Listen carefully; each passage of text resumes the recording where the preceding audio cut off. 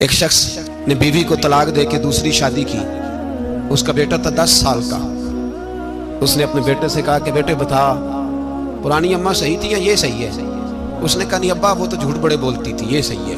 वो झूठी थी, वो झूठ बड़े बोलती थी मेरी सगी अम्मा, ये सच बोलती है। उसने कहा वो कैसे? कहने लगा इसलिए कि मैं कोई शरारत करता था तो मेरी सगी अम्मा मुझे थप्पड़ मारती थी और कहती थी तुझे रोटी नहीं देनी, जा दौड़ जा घर से।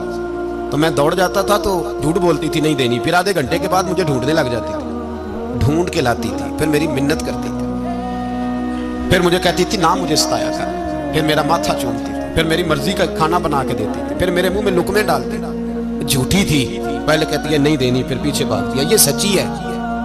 मैं शरारत करता हूँ तो थप्पड़ मार के निकालती है, फिर मैं मिन्नतें करता हूँ पर रोटी नहीं देती, पैर पकड़ता हूँ नहीं देती, सच बोलती है, अपनी बात पे डट जाती है। ओ भाई, बच्चे उसकी माँ ही पाल सकती है।